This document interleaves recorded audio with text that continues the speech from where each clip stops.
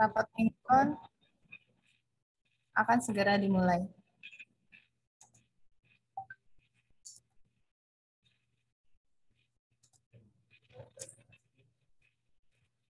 Assalamualaikum warahmatullahi wabarakatuh. Waalaikumsalam warahmatullahi wabarakatuh. Yang terhormat Kepala Cabang Dinas Pendidikan Wilayah 4, Bapak Haji Ainur Hasan, APMSI. Yang saya hormati Kasubag Tata Usaha, Bapak Rizky Widya Pratama SE, Analis Kebijakan Ahli Muda, Ibu Santi Kurnia Dewi SPD MPD, dan Ibu Risya Silvana SSTP MAP, para Ketua MKPS, para pengawas, para Ketua MKKS, para Kepala Sekolah SMA Negeri dan Swasta secabang Dinas Pendidikan Wilayah 4, rekan staf KCD, dan seluruh peserta rapat mingguan yang berbahagia. Alhamdulillah wa syukurillah, pada hari ini, hari Selasa tanggal 25 Oktober 2022, kita dapat berkumpul dalam acara rapat mingguan dalam keadaan sehat walafiat. Marilah kita awali rapat mingguan kali ini dengan mendengarkan lagu Indonesia Raya dan menyaksikan penampilan Jaipong dari SMAN 3 Karawang.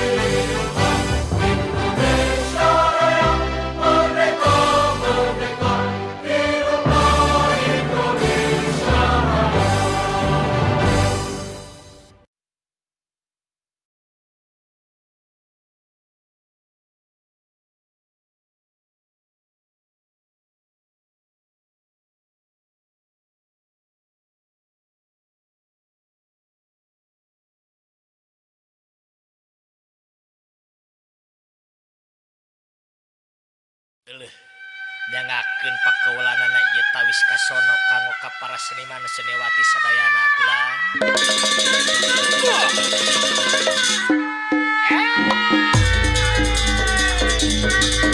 Nyangakeun ieu tuntunanana bendera Kinaria kanggo ka para jawara-jawara Jaipong seniman seniwati Jawa Barat kulang.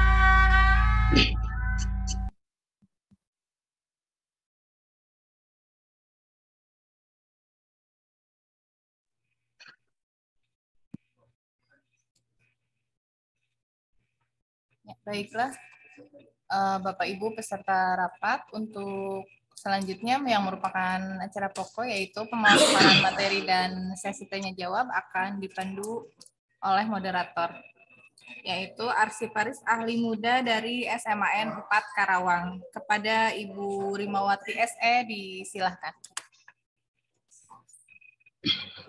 Terima kasih pada Ibu Yanti. Bapak Ibu, apakah suaranya terdengar jelas? Jelas. Terima kasih. Jelas, Ibu. Terima kasih pada Ibu Yanti yang telah memberikan kesempatan pada saya untuk melanjutkan dan memandu acara rangkaian pada hari ini. Assalamualaikum warahmatullahi ta'ala wabarakatuh. Bismillahirrahmanirrahim. Alhamdulillahirrabbilalamin. Puji syukur kita panjatkan pada Ilahi Robbi atas izinnya pada hari ini kita dapat bersilaturahmi untuk mengikuti rapat mingguan virtual cabang dinas wilayah 4 tanggal 25 Oktober 2022 dalam keadaan sehat walafiat. Salawat dan salam tak lupa kita curahkan pada junjungan kita Nabi Muhammad SAW beserta keluarga, sahabat, serta pada kita selaku umatnya. Amin, amin, ya robbal alamin.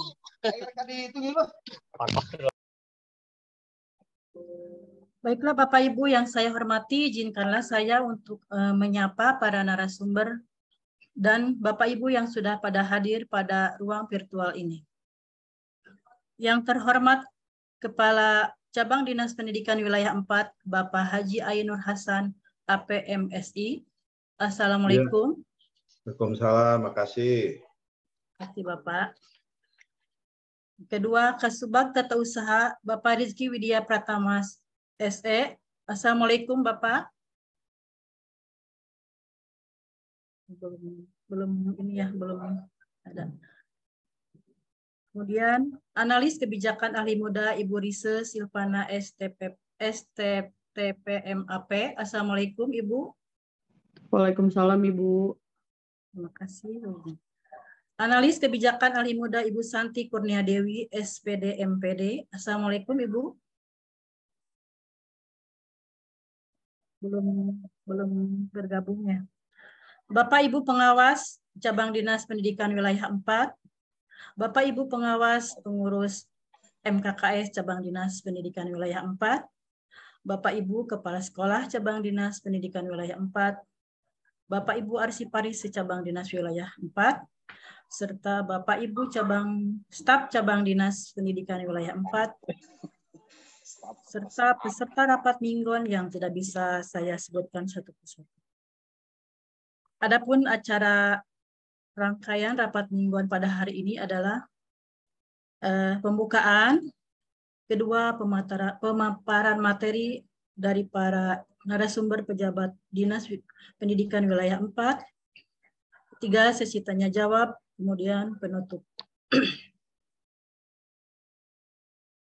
Baiklah Bapak Ibu yang saya hormati, marilah kita bersama-sama membacakan basmalah sebelum memulai acara ini. Bismillahirrahmanirrahim.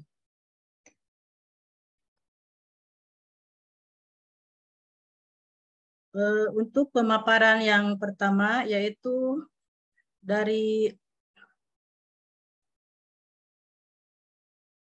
Ibu Analis Kebijakan Ahli Muda Ibu Rise Silvana STTPMAP.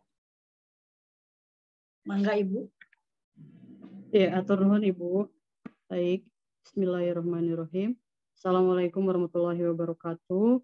Yang terhormat Bapak Kepala Cabang Dinas Pendidikan Wilayah 4, Bapak Kasubag TU, Ibu Analis, para pengawas, para kepala sekolah, dan juga arsiparis serta staf cabang dinas pendidikan wilayah 4 yang hari ini hadir di rapat mingguan seperti biasa. Sedikit saja barangkali dari saya, sekedar mereview saja. 2 minggu yang lalu saya sudah memaparkan terkait aplikasi mutasi siswa. Barangkali bisa di-share untuk linknya, Kang Ahmad, oke, Kang Rizky ya. Bapak Ibu di sini sudah bisa dilihat, silakan mungkin difoto bisa, atau nanti saya share di room chat bisa. Ini adalah link mutasi siswa untuk KCD wilayah 4, di mana ada 2 link Bapak Ibu. Ini link untuk siswa menggunakan link yang atas, kemudian link untuk sekolah menggunakan link yang bawah.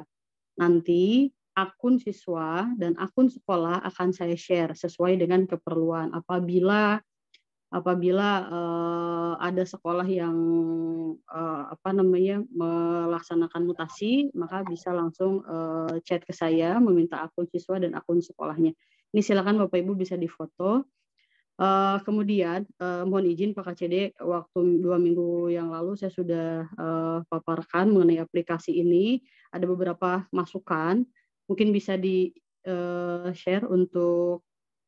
Nah, ini ada masukan Pak KCD, mohon izin, pada saat siswa melaksanakan upload berkas, dia kan mau pindah itu dengan alasan perpindahan tugas orang tua atau sakit atau keterangan lainnya.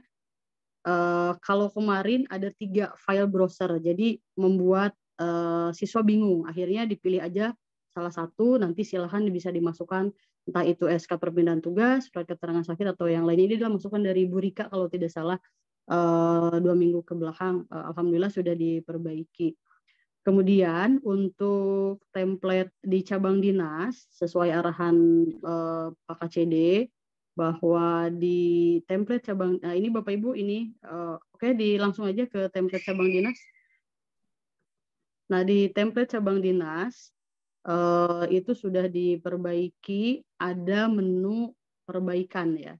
Jadi apabila nanti dirasakan berkasnya ada yang kurang atau ada yang kurang lengkap, nanti di menu KCD itu ada yang namanya confirm atau di sebelahnya ada menu perbaikan. Mungkin bisa di-share. Oke, mohon waktu ya.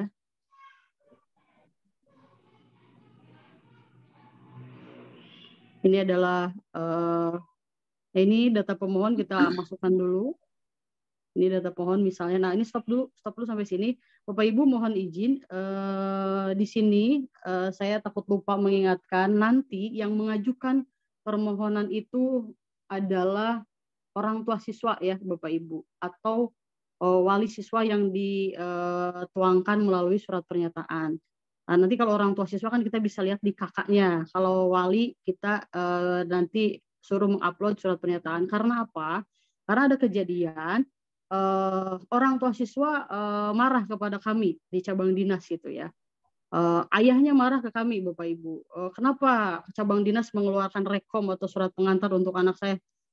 Saya tidak merasa mengajukan permohonan pindah. Ternyata yang mengajukan permohonan pindah adalah ibunya, gitu kan ya. Ya mungkin orang tuanya sudah berpisah, akhirnya terjadi seperti itu. Jadi kami tidak ingin sekolah ataupun cabang dinas itu nantinya disalahkan, karena sekolah maupun cabang dinas tidak mungkin memberikan rekom perpindahan siswa apabila bukan orang tua siswa yang mengajukan. Jadi kami nanti akan cek apakah ini benar orang tua siswa ataupun wali siswa tersebut yang dituangkan melalui surat pernyataan. Oke, silakan dilanjut ke menu cabang dinas. Ini adalah contoh. Misalnya mau pindah ke Subang seperti yang kemarin dicontohkan. Nah, ini mau pindah ke SMA 1 Subang. Nah, ini diunggah tadi salah satu saja, misalnya perpindahan tugas orang tua.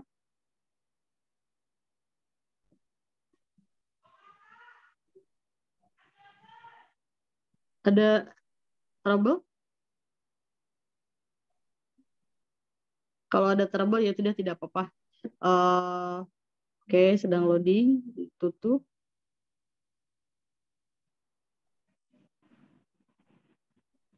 Kita lihat dulu sebentar Bapak Ibu. Nah, ini permohonan mutasi. Nah, ini langsung pindah ke sekolah yang dituju, misalnya SMA 1 Subang. Nah, kita isi dulu ya, kita isi dulu sebentar, kita isi dulu. Nah, pada saat validasi dokumen ini di sekolah tujuan, itu begitu mengupload berkas-berkas, maka di sekolah asal juga tidak usah mengupload lagi, semua sudah ada seperti ini ya Bapak Ibu. Oke, konfirmasi langsung. Jadi yang mengkonfirmasi ke KCD itu bisa sekolah tujuan atau sekolah asal, karena memang yang mau mengajukan ke KCD itu bisa sekolah tujuan ataupun sekolah asal yang mau melaksanakan mutasi siswa itu. Oke, silakan dilanjut. Oke, kita masuk ke cabang dinas.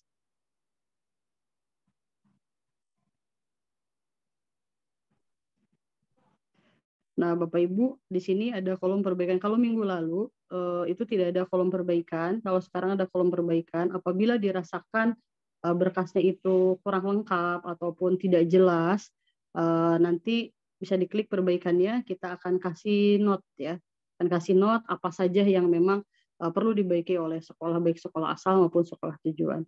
Itu saja barangkali yang ingin saya ingatkan, dan mohon izin Bapak Ibu, seluruh berkas ini diupload dalam bentuk PDF ya. Kenapa PDF? Ini saya kasih contoh JPG dulu, karena kalau JPG itu bisa jadi tidak rapi, bisa jadi pas di foto jempolnya kefoto gitu ya Bapak Ibu. Nah kalau dalam bentuk PDF kan sudah rapi. Itu saja barangkali Pak KCD mohon izin dan nanti mohon arahannya juga untuk perbaikan aplikasi ini. Itu saja Bapak Ibu, hatur nuhun. Mohon maaf atas segala kekurangannya. Billahi taufiq wal hidayah. Wassalamualaikum warahmatullahi wabarakatuh. Waalaikumsalam warahmatullahi wabarakatuh. Terima kasih kepada Ibu Rise Silvana STP MSI yang telah menyampaikan paparannya. Paparan yang kedua yaitu kepada Ibu Santi Kurnia Dewi. Apakah sudah bisa bergabung?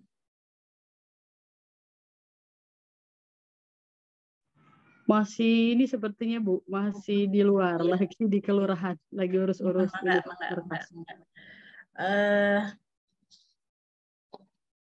Untuk pemaparan kedua yaitu pada Kepala Cabang Dinas Wilayah 4 Bapak Haji Ainur Hasan AP MSI. Mangga Bapak, waktu dan tempat dipersilahkan.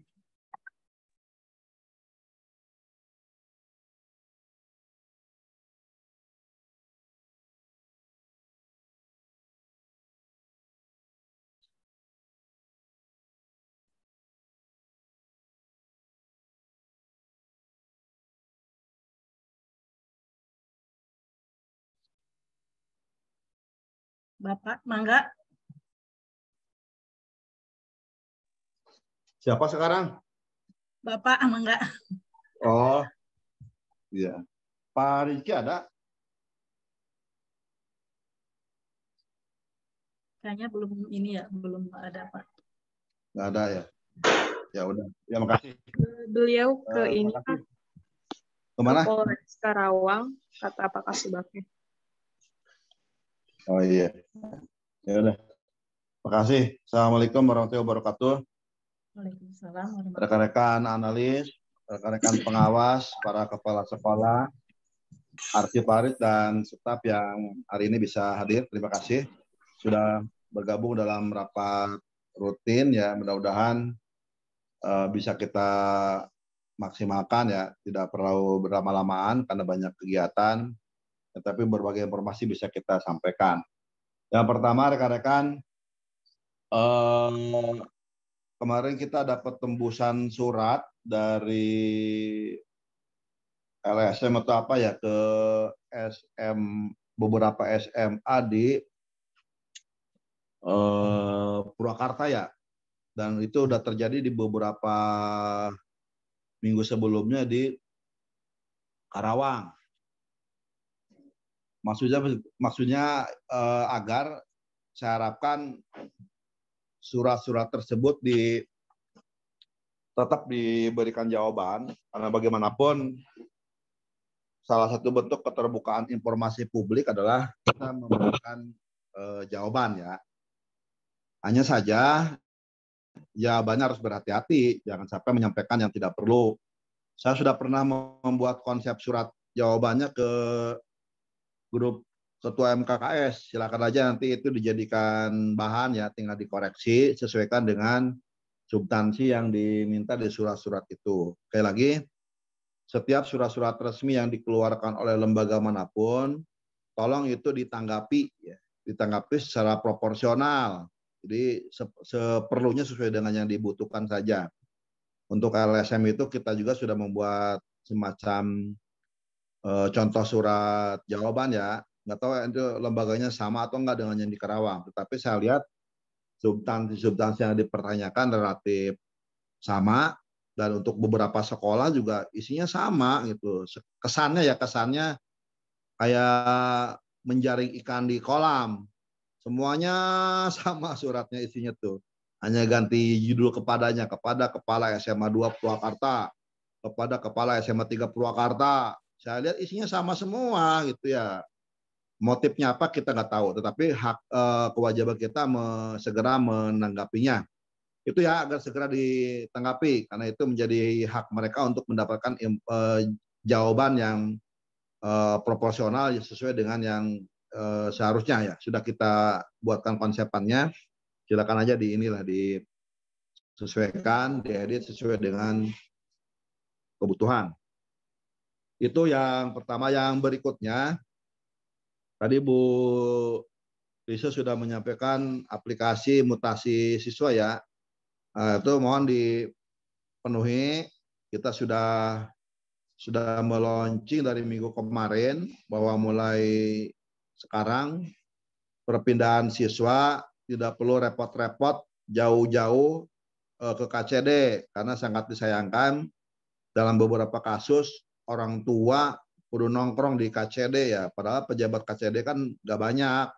Kalau bukan saya Pak KTU, sementara kan wilayah kerja kita cukup luas, sehingga ini bisa diefektifkan, diefisienkan, tidak perlu berjauh-jauh datang ke KCD, cukup di-input dalam aplikasi yang sudah kita siapkan. Tapi memang karena ini aplikasi ini baru, sehingga pada saat rekan-rekan mengajukan mutasi siswa, ya kudu banyak input, kudu banyak upload data-data yang ada di sekolah. Itu kan bisa dengan cara di kompes saja, jadi nggak ribet-ribet juga gitu ya.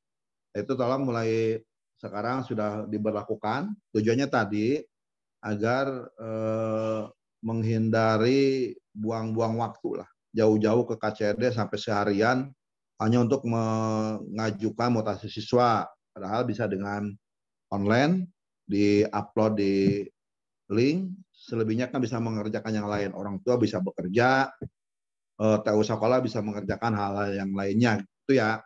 Mudah-mudahan itu bisa diterapkan dengan baik dalam rangka efektivitas penyelenggaraan tugas dan penyederhanaan birokrasi. Dan ini akan terus kita kembangkan ke hal-hal yang lainnya secara bertahap. Dimulai dari yang sederhana dulu. Mudah-mudahan niat baik ini bisa dipahami ya, karena saya lihat juga ada beberapa nggak tahu nih, ada operator yang ikut mentertawakan katanya, ngapain nggak ribet-ribet gitu ya. Tapi ya biarin aja gitu. Nah, tujuan kita adalah mempermudah agar proses birokrasi dan alurnya ini menjadi lebih sederhana, sehingga tugas-tugas sekolah juga bisa mengerjakan hal yang lain, dan orang tua siswa juga tidak buang-buang waktu lah untuk hanya mengirimkan surat-surat dan permohonan rekomendasi. Cukup dengan di-upload saja, sehingga bisa mengerjakan hal yang lain. Yang berikutnya terkait dengan kurikulum Merdeka Belajar, saya harapkan ini tetap menjadi perhatian saudara-saudara, karena apapun kurikulumnya, tetap implementasinya harus menerapkan project based learning ya. Apakah menggunakan kurikulum Merdeka Belajar, mau dari Mandiri Berubah, Mandiri Berbagi, atau Mandiri Belajar juga, atau mungkin menggunakan kurikulum Kurtilas masih yang lama, tetap kita minta pendekatan yang dilakukan oleh para guru dengan pendekatan berbasis project ya. Untuk itu saya minta ke rekan-rekan pengawas mulai mengumpulkan praktek-praktek baik di sekolah, karena ini menjadi dokumen penting yang bisa diadopsi oleh sekolah yang lain. Karena saya lihat ada sekolah juga yang kesulitan ya, seperti apa sih project, padahal nggak usah aneh-aneh ya. Upacara poesena udah project, Artinya kalau namanya proyek nggak ujuk-ujuk upacara. Ya, kemudian pemilihan ketua OSIS juga proyek. Namanya proyek yang nggak ujuk-ujuk pemilihan, nggak ujuk-ujuk upacara. Misalkan pemilihan ketua OSIS. Rekan-rekan bisa mengsimulasikan seperti pilpres, pilkada, pilkades, sehingga anak-anak kita pada saat terjun ke masyarakat tahu betul seperti apa pilpres, pilkada, kemudian pilkades, tahu karena sudah diterapkan di sekolah. Itu yang saya maksud berbasis proyek ya, tinggal mau apa tidak, mulai dari tahapan perencanaan. Kalau nggak paham ya undanglah dari KPU-nya, itu sosialisasi seperti apa sih proses pilkada, terapkan dalam rangka pemilihan ketua OSIS. Ada kampanye, ada masa tenang gitu ya, ada penyebaran pamflet gitu ya, kemudian ada penyampaian visi misi, ada proses pencoblosan. Itu kan proyek dan tidak harus berbiaya mahal juga gitu. Termasuk juga upacara setiap hari Senin, itu juga bisa dijadikan proyek. Termasuk beberapa program yang sudah kita minta ya, ada kewirausahaan, ada game, kemudian sekolah ramah anak, anti tawuran, anti bullying, anti prostitusi, anti merokok, itu banyak tema-temanya sih ya gitu ya. Dan itu semuanya bisa dijadikan proyek. Sehingga kalau ada sekolah yang mengatakan kesulitan mengimplementasikan proyek, ya berarti kan kita memang belum terbiasa saja. Karena saya yakin para guru kita kuliah di berbagai perguruan tinggi bidang kependidikan itu diajarkan, hanya memang jarang dipraktekkan sehingga belum terbiasa gitu. Tapi pada akhirnya juga akan bisa. Apakah kurikulum Merdeka maupun kurikulum 2013, semua diharapkan menggunakan pendekatan proyek. Dan ini akan kita support dalam untuk yang negeri ya, dalam BOPD 2023. Sehingga di BOPD 2023 akan ada semacam edaran bahwa penggunaan BOPD akan lebih ke hal-hal yang seperti itu ya. Tidak lagi ke belanja-belanja modal. Kemarin kan tahun ini kan masih banyak ya sekolah yang menggunakan BOPD untuk belanja modal. Ternyata untuk 2023 nanti rekan-rekan silakan dipersiapkan merubah DPA 2023, nanti akan difokuskan pertama untuk honor jasa tenaga kependidikan dan guru ya, guru-guru yang tidak dibayar oleh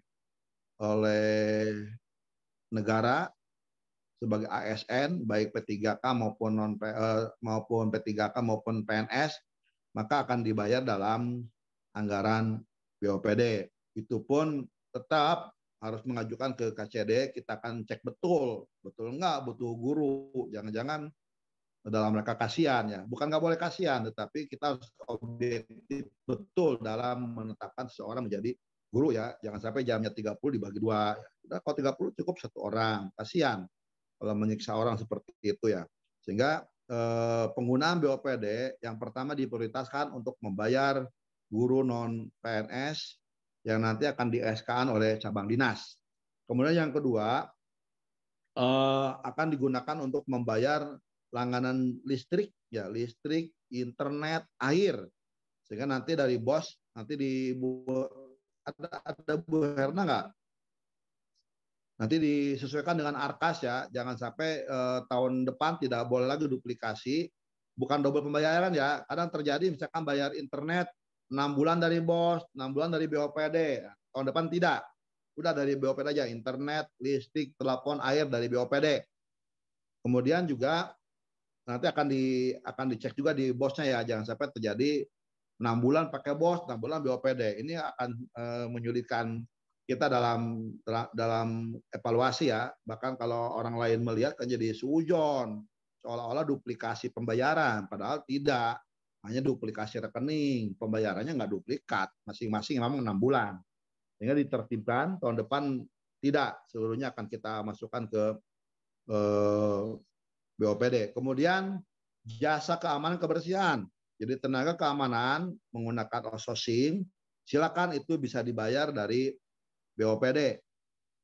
Kemudian juga pemeliharaan ya, pemeliharaan sarana, kemudian belanja alat praktek, kalau uangnya masih ada bisa untuk surat kabar, kemudian SPPD maupun makan minum. Itu rencana penggunaan BOPD tahun 2023. Hanya saja Di awal-awal ini rekan-rekan harus mengefisienkan skala prioritas karena BOPD tahun 2022 kita belum bisa memberikan 12 bulan. Kemungkinan antara 7 sampai 9 bulan kemungkinan ya. Kalau 9 bulan kayak sekarang mungkin kita nggak terlalu kaget ya karena tinggal merevisi dari yang sekarang saja akan menyesuaikan. Tapi kalau 7 bulan, ya rekan-rekan harus membagi menjadi 12 bulan. Ini harus betul-betul membuat skala prioritas. Nanti di perubahan anggaran kita akan lengkapi seperti yang sekarang. Di perubahan anggaran ini sudah kita ajukan. Mudah-mudahan dalam waktu dekat sudah clear berapa angka akhir yang disetujui oleh pemerintah ya. Itu terkait dengan BOPD. Yang berikutnya kembali kaitan dengan kurikulum Merdeka tadi. Saya harapkan pengertian merdeka belajar itu tidak berarti semerawut, seenaknya, tanpa aturan ya. Jadi maksud merdeka belajar itu ya anak-anak didik kita merdeka dalam menggali potensinya. Artinya ruangnya dibuka lebar untuk menggali potensi itu. Pengertian dibuka lebar ya harus terstruktur, teratur, dan terukur. Enggak juga seolah-olah mereka dimasukkan ke dalam hutan seenaknya mau ngapain aja. Nggak juga ya. Sehingga tolong nanti tiap sekolah betul-betul memberikan ruang yang luas kepada mereka dengan cara apa? Bukan membuka ruang itu dibiarkan, bukan. Sajikan berbagai program-program yang menarik untuk mereka. Misalkan bisa dengan eskul, ya mereka diberikan berbagai pilihan bela diri, olahraga, dan kegiatan-kegiatan yang lainnya. Sehingga energi mereka betul-betul terkuras di dalam berbagai kegiatan yang positif supaya lupa dengan handphonenya. Karena kalau pegang handphone terus berarti main game terus. Kemudian kadang menonton yang nggak perlu ya. Kenapa? Banyak waktu kosong. Kita juga pernah muda ya. Jadi rekan-rekan saya ya yang usia-usia sudah di atas 40 sampai 60-an ya. Ya kita juga pernah muda, pernah merasakan bagaimana energi anak-anak muda ya. Kalau enggak disalurkan maksimal, itu dibuat capek ke sekolah, mereka nyari capek sendiri, gampang terprovokator, di luar ada aktivitas yang di luar kewajaran karena memang enggak tersalurkan energinya, sehingga diharapkan habiskan mereka di sekolah energinya. Jangan sampai mereka keluyuran nggak kontrol ya, sehingga dari pagi sampai sore harusnya kan diisi dengan berbagai aktivitas. Jadi sekolah tidak hanya fokus di pembelajaran saja, di praktek-praktek saja, tapi juga kegiatan-kegiatan positif mereka dibuka ruangnya. Tolong itu jadi perhatian ya. Karena saya lihat kalau sekolah-sekolah yang sudah menyibukkan siswa, nggak ada tuh siswa yang ikut tawuran tuh. Nggak sempat. Saja kalau udah sibuk kerjaan, bubar kantor tuh pengennya pulang. Tetapi kalau sudah lagi santai, pulang kantor tuh ayahnya kepikirannya hayang ke warung teh gitu ya, hayang kali itu kali teh sama aja, anak didik itu juga sama. Ya kalau mereka disibukkan dengan berbagai aktivitasnya, apalagi itu menarik, saya lihat nggak ada sekolah-sekolah yang siswanya ikut tawuran di luaran sana menjadi provokator atau menjadi pelakunya. Di sekolah-sekolah yang memang dia sibuk gitu dengan berbagai aktivitas. Biasanya mereka yang suka tawuran, jadi biang masalah di luaran, karena memang yang pertama energi yang nggak dikuras di sekolah. Kenapa? Sekolah setengah harinya dibiarkan. Kan itu juga menyebabkan mereka melampiaskan dengan berbagai aktivitas di luar sana. Buka ruang itu ya dengan cara berbagai eskul disajikan kepada mereka. Kemudian yang berikutnya adalah pengendalian. Pengendaliannya dari tata tertib. Saya lihat banyak sekolah kita pada saat jam masuk, anak-anak di luar juga cuek aja dibiarin. Terus bagaimana mereka harus tertib ya, karena sekolah tidak mendidik untuk tertib ya. Gerbang udah wahana masuk masih terbuka itu, walaupun ditutup yang di luar nggak diapa-apain. Atau di kelas juga nggak kontrol, mereka kabur juga nggak kelihatan. Itu yang menyebabkan banyak kejadian-kejadian di luaran sana yang nggak terkendali. Karena pertama tadi ya, kita tidak menyibukkan mereka, menguras tenaga mereka dengan aktivitas yang positif. Karena mereka sedang usia sekolah, jadi betul-betul dididik dengan baik ya, baik keterampilan, pengetahuan maupun kepribadiannya. Yang berikutnya pengendalian. Jadi ya dua itu aja permasalahan yang menyebabkan adanya tawuran atau kekerasan pelajar di luar sana. Kurikulumnya tidak memaksimalkan, kemudian pengendaliannya juga kurang. Jadi lebih banyak pembelaan. Ada di luaran masalah, ya bukan nggak boleh ngebela lah, boleh, tetapi kita lebih banyak mengintrospeksi diri di mana kekurangan kita. Selama kalau kita dicap banyak kerusuhan, banyak tawuran, ya pertama untuk SMK ya, industri juga udah mencap jelek, ya. Orang tua yang menyaksikan, mendengarkan juga makin berkurang lah minat untuk menyekolahkan anak di sekolah kita, sehingga bisa jadi tambah merosot ya. Itu hal penting, sekali lagi mohon untuk sikapi agar kegiatan penguatan dan manajemen pembelajaran kita bisa lebih baik dan lebih efektif. Saya kira sementara itu dulu, mudah-mudahan bisa dipahami. Terima kasih. Assalamualaikum warahmatullahi wabarakatuh. Warahmatullahi wabarakatuh.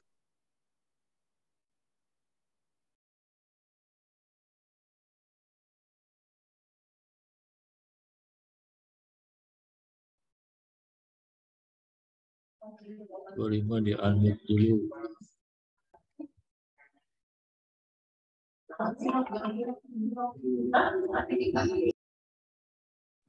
Bu Rima, speakernya dibuka dulu, Bu. Nggak kedengeran. Maaf. Terima kasih kepada Bapak Haji Ainul Hasan, APMSI yang telah menyampaikan paparannya. Untuk sesi selanjutnya yaitu sesi tanya jawab kepada Bapak Ibu peserta rapat mingguan yang mau bertanya, dipersilahkan. Tadi ada Bapak Jaka ya yang mau itu. Bapak, mangga Bapak Jaka.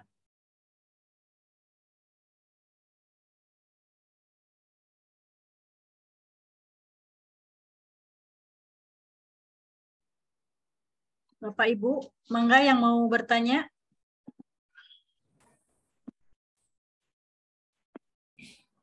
Boleh, Bu. Sudarto, Bu. Mangga, Bapak. Mohon izin dari Tegalwaru jika diperkenankan. Ya, Bapak. Bapak Jaka dulu, mangga. Olahraga juga Pak yang ini ya. Bismillahirrahmanirrahim. Assalamualaikum warahmatullahi wabarakatuh. Bapak KJD yang saya hormati, Bapak Ibu peserta apel mingguan yang saya hormati. Pertama ingin saya sampaikan kepada Bapak KJD berkaitan dengan program ITB ke SMK Tegalwaru. Alhamdulillah Pak KJD semua berjalan lancar. 1 minggu kemarin pelaksanaannya ada sekitar 7 orang mahasiswa yang datang ke SMK Tegalwaru diseminasi mengenai pengetahuan basic dari desain komunikasi visual. Hanya permasalahannya karena kami tenaga kebersihannya itu sedikit, sehingga belum banyak yang memahami seperti di perhotelan ketika pelayanan kurang begitu maksimal. Ini mohon maklumnya. Yang pertama. Yang kedua atas perintah Pak KJD juga, kemarin saya diutus ke Provinsi Jawa Barat berkaitan dengan perubahan spektrum kurikulum yang tadinya multimedia menjadi desain komunikasi visual, animasi, dan perfilman, dan lain sebagainya. Ini diharapkan semua di 2030, semua arsip data baik siswa, guru, dan karyawan itu didigitalisasikan. Itu yang kami dapatkan berkaitan dengan perintah Bapak dari surat dinas yang kemarin saya laksanakan. Demikian Pak KJD yang bisa saya sampaikan berkaitan dengan tugas yang sudah diberikan pada saya. Terima kasih. Assalamualaikum warahmatullahi wabarakatuh. Salam. Terima kasih Pak Jaka. Terima kasih. Video aja yang diadain. Sudarto, Bu. Mangga Bapak. Assalamualaikum warahmatullahi wabarakatuh. Saya Sudarto, saya dari SMK Indonesia Mas 2 terkait tadi apa yang sedang dibahas oleh Pak KJD bahwa tentang terkait masalah pendisiplinan siswa untuk masalah kenakalan remaja atau yang paling fatal adalah tawuran. Ini Pak, sekedar mengaspirasikan saja masukan-masukan dari rekan-rekan kepala sekolah dan juga masukan dari aparatur penegak hukum bahwa untuk segera diadakannya kembali pembinaan karakter seperti hal yang sudah dilakukan gitu Pak. Mohon izin nanti, mohon petunjuk nanti bagaimana kalau ada usulan tersebut nanti kita laksanakan kembali Pak untuk di Kabupaten Karawang. Terima kasih Pak. Assalamualaikum warahmatullahi wabarakatuh. Namanya apa Pak Tarto? Ada pembinaan karakter kan harus jalan oleh sekolah masing-masing. Ada kegiatan apa? Pembinaan karakter yang kemarin seperti yang di 305 Pak. Yang seperti yang kemarin itu. Oh iya. Iya. Ya, bisa, yang bisa. setiap sekolah dilibatkan begitu Pak. Mohon waktunya nanti petunjuknya Pak. Ya. Ya, makasih Pak. Sebenarnya segini ya, ada dua sisi yang memang kita juga terus menjaga ya. Yang pertama, idealnya sih kegiatan-kegiatan itu dianggarkan tersendiri oleh kita ya, oleh pemerintah ya. Tetapi kita sama-sama tahu anggaran kita ini sedang habis-habisan dipangkas. Jadi kalau rekan-rekan kepala sekolah mau membandingkan anggaran sekolah dengan KCD itu jauh ya. Anggaran KCD sama dengan anggaran OPD. Kita hanya diberikan anggaran hanya untuk operasional kantor, hanya cetak, telepon, listrik, air, dan anggaran narasumber. Jangankan untuk yang lain ya, untuk SPPD aja kita sudah sangat minim ya. Sehingga kalau itu harus dibebankan ke anggaran kita, sangat tidak memungkinkan. Ya, paling kita juga akan mendorong, nanti kita akan mendesain anggaran sekolah ya, karena anggaran sekolah juga digunakan untuk sekolah. Dengan nanti Bu Herna, beberapa kegiatan wajib yang ada di sekolah, yang pertama, yang pasti ada setiap tahun, itu wajib ada kegiatan KMD ya, KMD bagi para pembina pramuka. Sehingga yang Karawang sudah, yang Subang kalau tidak salah juga sudah, tinggal yang Purwakarta. Sehingga nanti setiap sekolah yang negeri kita akan coba dorong dua personil guru pembina, yang swasta 1 ya, itu minimal ya. Nanti kita akan adakan KMD oleh Pusdiklat Warcap. Anggarannya bisa dianggarkan dari anggaran BOS ya. Kemudian yang berikutnya yang pembinaan yang seperti dengan batalion dan Kodim, dulu pernah kita lakukan karena itu situasinya sebelum pandemi ya. Sementara saat pandemi kita stop karena harus sinkron kebijakan.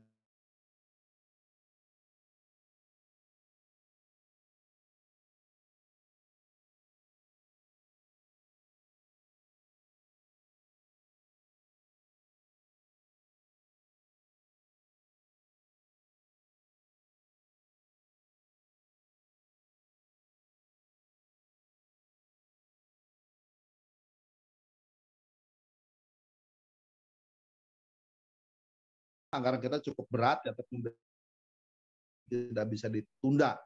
Yang pertama adalah biaya untuk pilkada. Mulai tahun depan sudah mulai disiapkan. Yang kedua, biaya pembayaran terdampak pemulihan ekonomi waktu pandemi. Sehingga tahun depan mungkin harus kita bayar beberapa pos anggaran yang dulu darurat sudah kita keluarkan. Belum juga biaya-biaya yang sifatnya wajib yang lainnya yang harus disiapkan oleh pemerintah daerah, termasuk di dalamnya adalah pembayaran tenaga P3K yang di luar prediksi harus dibayar oleh kita, sehingga akan mengefisienkan anggaran-anggaran yang lainnya. Itu ya, mudah-mudahan kita akan programkan Pak Darto di tahun ini, di akhir tahun, kalau memungkinkan, dan kalau tidak memungkinkan kan kita geser di tahun depan. Ya, terima kasih. Pak Sudarto, sudah cukup jelas? Cukup jelas Ibu, terima kasih. Izin Ibu. Selanjutnya mangga Ibu. Ya. Turun Ibu Rimawati. Bismillahirrahmanirrahim. Assalamualaikum warahmatullahi wabarakatuh. Waalaikumsalam. Bapak KCD yang terhormat, begini Pak, izin bertanya mengenai tadi bagaimana kita merespon LSM. Kebetulan kemarin ada LSM ke sekolah SMK Campaka. Kemudian kami belum memberikan data-data yang diminta karena data-data yang diminta saya pikir sangat apa ya, pribadi sampai meminta KTP kedua orang tua siswa, kemudian akte kelahiran anak, kartu keluarga, kemudian ijazah SMP, kemudian meminta laporan BOS, meminta laporan DAK gitu Pak. Nah, saya ingin penjelasan sebetulnya data apa saja yang berhak mereka dapat dan berhak kami keep gitu Pak. Juga termasuk sumber hukumnya supaya kami juga ketika menghadapi mereka jelas sumber hukum mana yang mengarahkan kami untuk tidak memberikan data-data yang mereka minta. Seperti itu. Terima kasih Bapak. Ya. Ya, makasih Bu. Pada prinsipnya Bu, rekan-rekan, pada prinsipnya pengelolaan keuangan negara itu harus terbuka. Siapapun yang meminta juga punya hak untuk diberikan. Itu prinsipnya ya. Tetapi ada beberapa hal yang memang tidak seperti itu juga. Karena kalau itu dikeluarkan semena-mena ya, mau berapa truk dokumen yang harus kita fotokopi ya, mau berapa kontainer berkas yang harus kita keluarkan setiap hari. Sementara anggaran juga harus efisien, efektif ya. Sehingga tentunya harus dipilah dan dipilih berdasarkan kepentingan kebutuhannya. Toh mereka dapat satu truk juga nggak mungkin dibaca juga kan, hanya untuk kepuasan batin, dapat dokumen satu kontainer kan. Saya tidak panjang lebar karena kayak sih nggak mungkin dijawab di publik seperti ini, dan saya sudah sampaikan ke Ketua MKKS. Yang pasti mereka harus mengajukan surat resmi. Ya, surat resmi itu kan sudah beredar juga, dan kita wajib memberikan jawaban. Nah, kutip jawaban ya. Jawabannya apa? Udah tanya ke Ketua MKKS, saya sudah memberikan draft model jawaban yang kira-kira efektif dan efisien. Kalau mereka meminta dokumen segitu banyak, ya tadi bisa satu kol buntung dokumen yang harus disiapkan. Duit sekolah habis buat fotokopi doang atau gitu. Padahal kan kita harus mempertanggungjawabkan anggaran dengan efektif dan efisien ya. Banyak hal juga yang sudah ada di online. Jadi sebenarnya kan tidak perlu juga meminta dokumen fisik. Ada di online, tinggal buka aja sendiri kok. Di Kemendikbud kan ada laporan online. Tinggal kita arahkan silakan buka di laporan online. Untuk yang memang ada di online itu ya. Itu Bu ya, sekali lagi surat resmi itu harus dijawab Capos. Apakah mau alamatnya palsu, mau alamat benar, itu hal yang berbeda. Nah, juga sekali mengatakan Pak nggak sampai, jangan berpikir seperti itu. Selama di suratnya itu ada alamat, kita kirim balik jawaban kita ke alamat yang ada di kop suratnya, dan wajib Capos. Sampai nggak sampai itu urusan lain. Karena dokumen yang dia keluarkan itu dokumen resmi, alamat resmi. Mau salah nggak salah ya itu hal yang lain ya. Kayak lagi Capos, artinya kan gugur kewajiban kalau kita sudah menjawab dan ada buktinya, ada Caposnya. Itu Bu ya. Siap Pak. Wah, jadi tidak kita kirimkan ke orangnya langsung yang nanti katanya mau datang lagi ke sekolah jawabannya. Kirim surat aja Bu. Oke, siap Pak. Ya. Nuhun Bapak. Mangga selanjutnya kepada Ibu Rika, mangga. Bismillahirrahmanirrahim. Assalamualaikum warahmatullahi wabarakatuh. Terdengar suara saya? Terdengar, Bu. Terdengar, iya. Yang pertama saya ingin menanggapi dulu pertanyaan dari Bu Eka. Mungkin bisa sedikit membantu ya Bu Eka, bahwa mungkin kita sebagai kepala sekolah juga perlu mempelajari Undang-Undang 14 tahun 2008 tentang keterbukaan informasi publik. Nah, terkait dengan data-data yang diminta oleh pihak yang meminta data-data pribadi, itu termasuk dalam rahasia Bu Eka gitu. Jadi nanti di pasal 17 G dan H itu, poin G dan H, ada satu rahasia yang tidak boleh, data rahasia yang tidak dapat dibagi ke publik, yaitu kerahasiaan yang dapat mengungkap informasi pribadi. Nanti kalau misalnya berkenan, nanti saya akan share di grup di mana saya tidak tahu, nanti mungkin saya mohon petunjuk tentang bagaimana kita mengimplementasikan keterbukaan Undang-Undang Keterbukaan Informasi Publik ini yang saya dapat dari Ibu Yudaningsih sebagai Komisioner Keterbukaan Informasi Publik Provinsi Jawa Barat. Jadi mungkin nanti bisa saya share gitu ya, kalau berkenan. Kemudian yang kedua adalah saya ingin menanggapi dari ide progresif Pak KCD ketika di seluruh sekolah-sekolah di KCD 4 ini ingin mengimplementasikan pembelajaran berbasis proyek. Dan saya juga sama Pak, di SMA 1 Kalijati kami juga masih tetap sedang belajar tentang implementasi PJBL ini. Tetapi mungkin yang perlu sama-sama belajar dari kita bahwa yang diminta di kurikulum Merdeka ataupun mungkin dari ide progresifnya Bapak itu adalah pembelajaran berbasis proyek, bukan pelaksanaan proyek gitu. Nah, sehingga dari sana maka kita harus menurunkan dari apa tema-tema yang ada. Kalau sekarang dari profil pelajar Pancasila ataupun tema-tema yang sesuai dengan KD yang ada di setiap mata pelajaran itu menjadi LKPD yang nanti akan harus memenuhi kaidah-kaidah siklus pembelajaran berbasis proyek gitu, sehingga diharapkan nanti profil pelajar Pancasila yang 6 itu bisa terkuasai gitu. Jadi mungkin nanti alangkah lebih baiknya kemudian Wakase Kurikulum dan teman-teman guru juga kembali menelaah apa itu pembelajaran berbasis proyek, bukan pelaksanaan proyek. Nah, yang biasanya ada di contoh di link-link yang sudah ada, itu biasanya kan contoh-contoh proyek suara demokrasi, kemudian berkelanjutan khusus dan lain sebagainya. Kalau yang saya amati itu adalah langkah pelaksanaan proyek.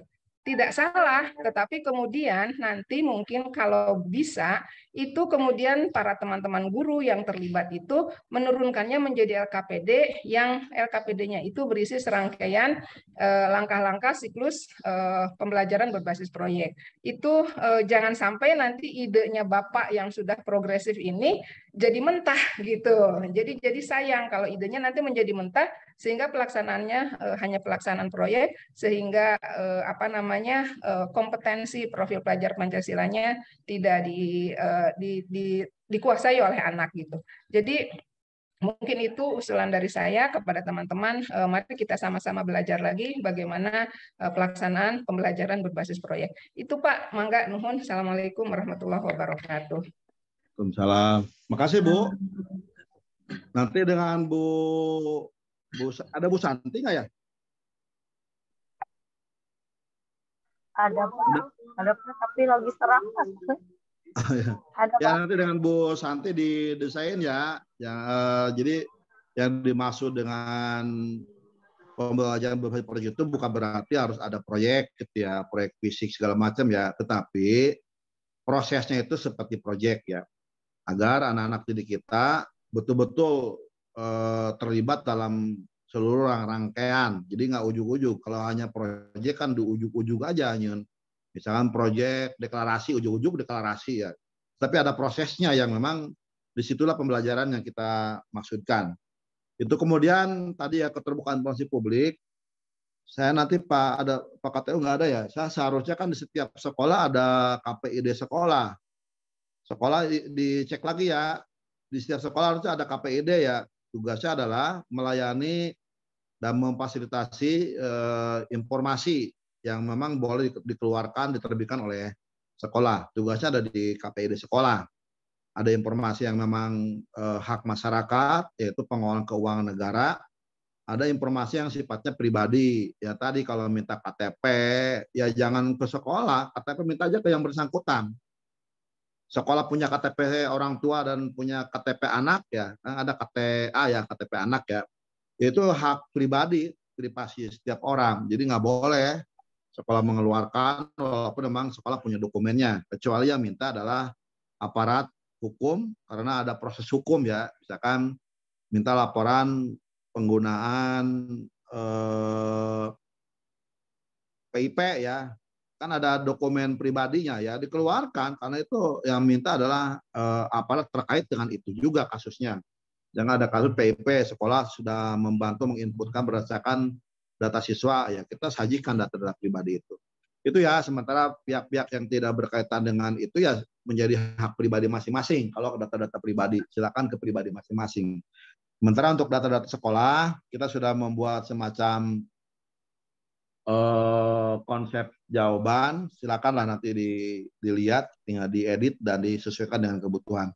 Ada di masing-masing ketua MKKS. Itu ya, makasih ya. Baiklah Bapak Ibu, masih adakah yang mau bertanya?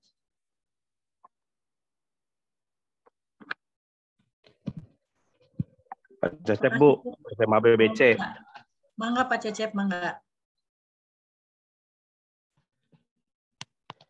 Assalamualaikum warahmatullahi wabarakatuh. Waalaikumsalam warahmatullahi wabarakatuh.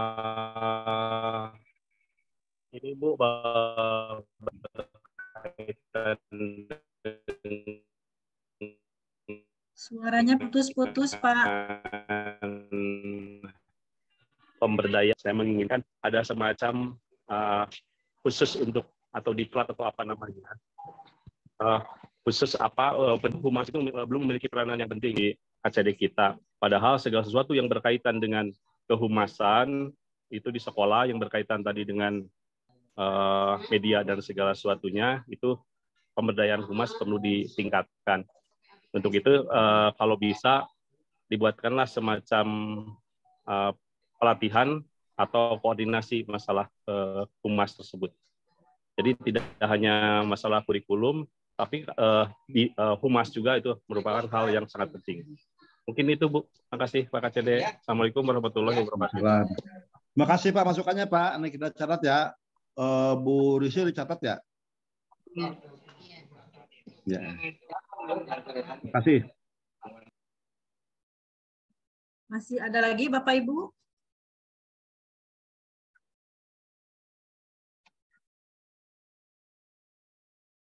Apakah sudah tidak ada yang bertanya lagi? Ya. Cukup Bu, cukup. Oh, enggak. Cukup ya Bapak Ibu. Alhamdulillahirrahmanirrahim, acara sesi tanya jawab sudah selesai.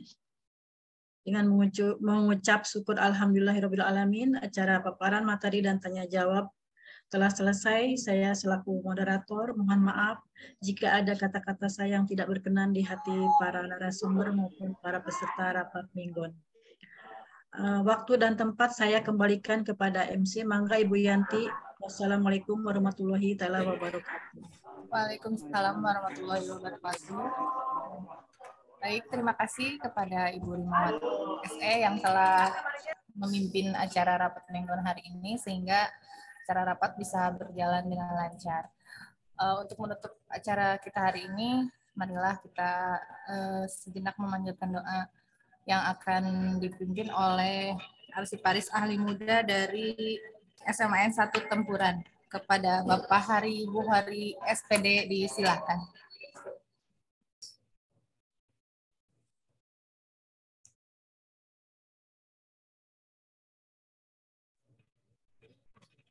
Punten Pak Hari.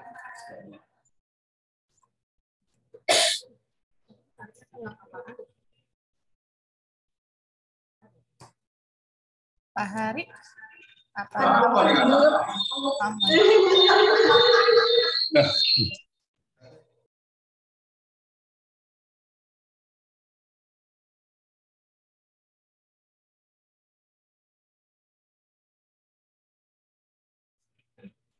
Punten Bapak masih di mute itu. Nggak ada suaranya. Mikrofonnya punten Bapak. Pak Hari punten. Masih di mute. Masuk. Enggak. Bapak Ibu, rapat hari ini mari kita tutup dengan memanjatkan doa. Semoga hasil paparan dari Bapak KCD serta jajarannya dapat bermanfaat bagi kita semua dan kita dapat menindaklanjutinya dengan baik. Allahumma sholli ala sayyidina Muhammadin wa ala alihi wasallam. Allahumma inna nas'aluka salamatan fid din, afiatan fil jasad, wa ziyadatan fil ilmi, wa barakatan fil rizq.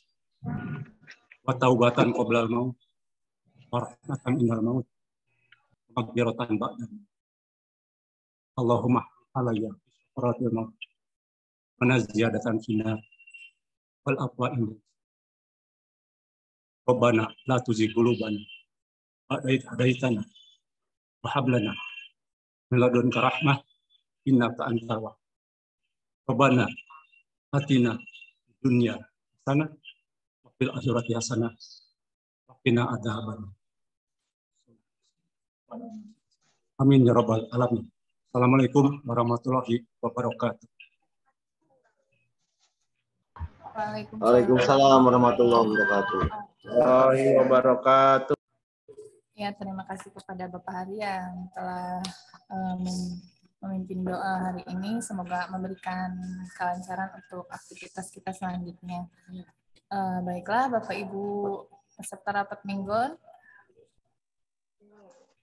Terima kasih atas segala partisipasinya. Mohon maaf dari saya apabila ada kesalahan sebagai MC. Selamat pagi. Iya, terima kasih Bapak. Selamat pagi, selamat melanjutkan aktivitas selanjutnya. Assalamualaikum warahmatullahi wabarakatuh. Waalaikumsalam warahmatullahi wabarakatuh. Pak Haji Wawan, Damang, Pak Haji Wawan. Izin lab, Ibu, Bapak.